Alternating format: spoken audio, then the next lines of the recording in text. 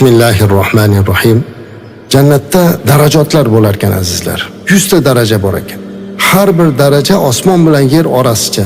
U darajalar illiyinning eng yuqorisida nihoyat topadi.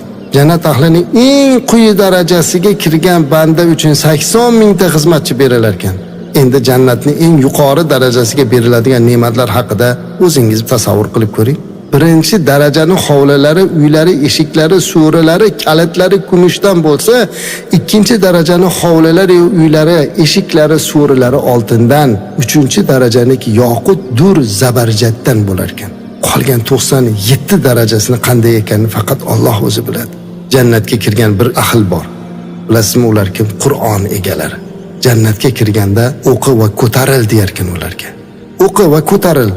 Ular Qur'onni o'qir ekan va har bir oyatida bir daraja ko'tarilib boraverar ekan va uni to'xtagan joyi oxirgi manzili bo'lar ekan. Jannatda ustma-ust qurilgan xonalar bor ekan. U taqvodor bandalarga beriladi. U qizil yoqut, yashil zabarjat va oppoq durdan qurilgan bo'lar ekan. Jannat ahli u boloxonalarni xuddi ufqning sharqi yoki g'arbidagi yulduzlarni ko'rgandek ko'rib tomosha qilib o'tirar ekanlar.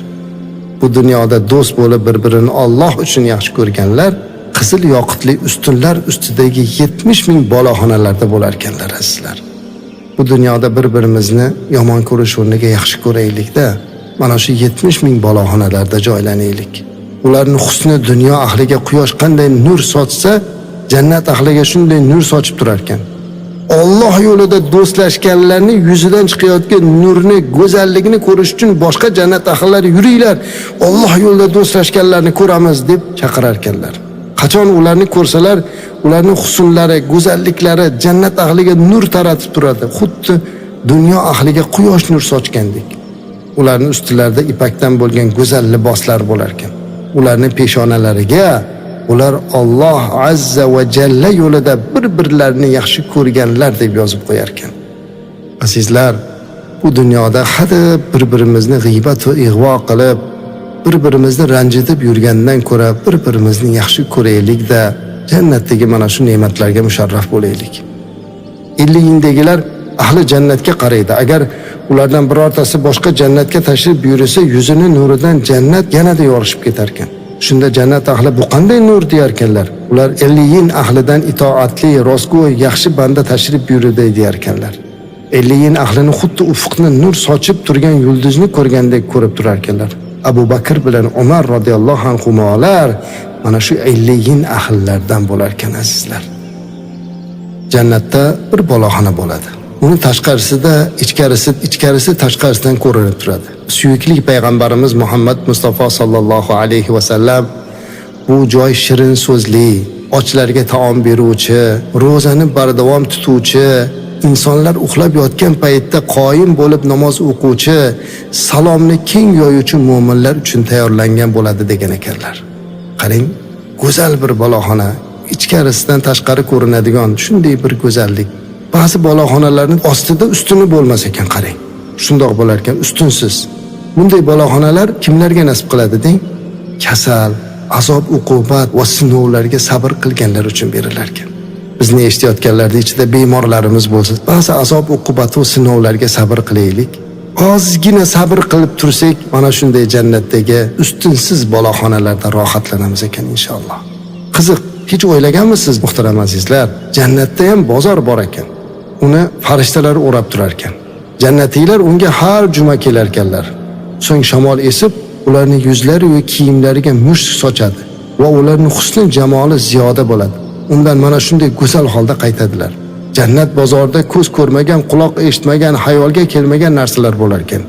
U yerda xohlagan narsa beriladi, lekin sotib olish bo'lmaydi. Mana shu bozorda jannat ahllari bir-birlariga yo'liqar ekanlar. Bu yerda ayol erkaklarning qiyofalari bo'ladi.